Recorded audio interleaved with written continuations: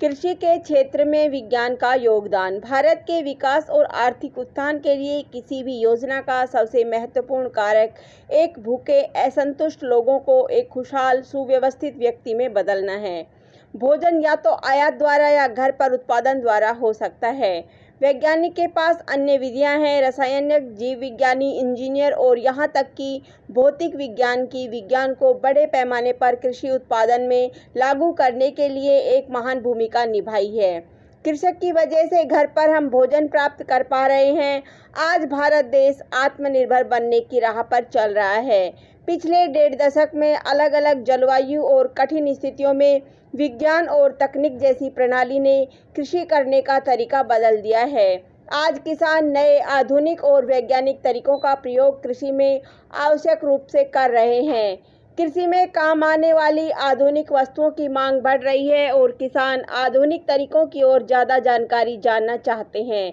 रसायन वैज्ञानिक, जीव विज्ञानी, इंजीनियर विज्ञान को बड़े पैमाने पर उत्पादन के लिए उपयोग किया है। किसानों को प्रति एकड़ फसलों की अधिक उपज सुनिश्चित करने के लिए और मिट्टी की उर्वरता को बढ़ाने के लिए पहला कदम उठाया गया है। पुराने किसानों को गोबर जैसी आसानी से उपलब्ध खाद पर किसानों को भरोसा था। किसानों को उचित मात्रा में फर्टिलाइजर्स और पेस्टिसाइड्स का उपयोग करना चाहिए। सटीक मात्रा में इसका उपयोग करने से फसलों की उपज अधिक होती है। किसानों को सिखाया जाना चाहिए कि रासायनिक उर्वरक भूमि की उत्पादकता को एक हद तक कम कर सकते हैं। अत्यधिक फर्टिलाइजर्स का उपयोग भूमि की उपजाऊ शक्ति को कम कर देता है। ऑर्गेनिक और इनऑर्गेनिक खाद का कितना प्रयोग करना चाहिए, वह संपूर्ण रूप से भूमि की प्रकृति पर निर्भर करता है। किसानों का अगला कदम बीज की गुणवत्ता में सुधार करना है। अच्छे बीजों की आपूर्ति अब तक की सबसे महत्वपूर्ण समस्या है।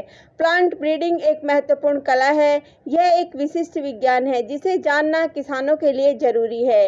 वैज्ञानिक नई टेक्नोलॉजी का प्रयोग कर रहे हैं ताकि किसान अपने स्थानीय वातावरण में आवश्यक जरूरतों को पूरा कर सके। कृषि में किसानों को न केवल फसलों को उगाने की आवश्यकता होती है, बल्कि एक फसल के पूरे जीवन चक्र, इसके विकास और परिपक्व होने की पूरी जीवनी, जलवायु और पर्यावरण के प्रभाव को जानना कृषकों की जिम्मेदारी है। किसान इसमें गहराई तक जाकर यह जान सकते हैं कि एक सूक्ष्म जीव, मिट्टी, हवा, पानी सब कुछ इस पर प्रभाव डालता है।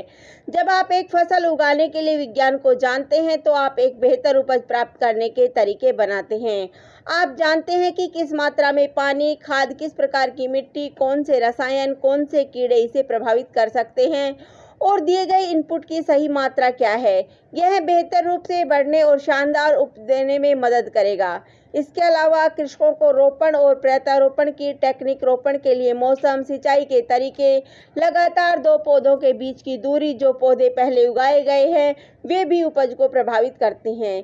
किसानों को जानना है कि कैसे रोपण करना है और एक फसल के संचालन का प्रबंध कैसे करना है, तो हम बहुत अच्छी उपज प्राप्त कर सकते हैं। वैज्ञानिक और टेक्नोलॉजी ने इस प्रकार कृषि में एक महत्वपूर्ण भूमिका निभाई है। कृषि में विज्ञान की कई भूमिकाएं हैं, जैसे उर्वरक, ट्रैक्टर, सीडिंग और हार्वेस्टिंग मशीनरी, कीटनाशकों, कृषि के लिए भूमि बनाने वाले वनों की कटाई के उपकरण, वीडीसीडीएस, जीएमओ द्वारा बीज विकास, ड्रिप इरिगेशन यानी सिंचाई, पानी पंपिंग, खाद संरक्षण। कृषि की शाखा में विज्ञान का एक बहुत बड़ा योगदान रहा है जिसका वर्णन करना संभव नहीं है। कृषि के आधुनिकीकरण के लिए विज्ञान ने एक बड़ा क्षेत्र में कार्य किया है।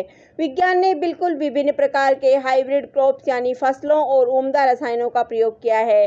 विज्ञान ने कीटों और जीवाणु कीटों से लड़ने के लिए कृषि को दूसरे तरीके से मदद किया है। जीवाणु भारी मात्रा में अनाज और फसलों को नष्ट करते हैं। रसायनों की सहायता से फसलों को बचाया गया है। भोजन भंडारण के दोषपूर्ण तरीके भी अनाजों को बहुत अधिक नुकसान पहुंचाने के लिए जिम्मेदार हैं। यदि हम अपनी खाद्य आपूर्ति को बढ़ाना चाहते हैं तो न केवल उत्पादन में सुधार किया जाना चाहिए, बल्कि खेती के उन्नत तरीकों को अपनाना अवश्य चाहिए। कृषि के क्षेत्र में विकास और सफलता के लिए वैज्ञानिकों के साथ किसानों का भी भरपूर योगदान रहा है। कृषकों ने तकनीकों को अपने हाथों में लेकर खेती-बाड़ी में उनका प्रयोग किया है।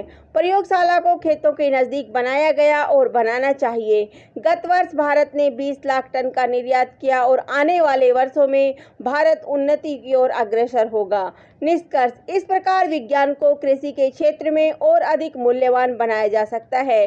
पूरे देश में नए कृषि संबंधी रिसर्च केंद्र खोले जाने चाहिए। कृषि विश्वविद्यालयों की नींव एक अच्छी शुरुआत की गई है। विश्वविद्यालयों से अनुसंधान विशेषज्ञ हमारे बड़े देश के अन्य हिस्सों में फैल जाएंगे और कृषि से जुड़े नए आधुनिक तकनीक के प्रयोग के बारे में कृषकों को बताएंगे। यह एक सुखद संकेत है और गर्व की बात है कि आज भारत में पर्याप्त भोजन है। भारत की छानबीन की योजना के कारण अब एक वर्ष में 20 मिलियन टन खाद्य फसलों का उत्पादन होता है। भारत अब खाद्य निर्यात की स्थिति तक पहुंच गया है। धन्यवाद। जय हिंद, जय भारत।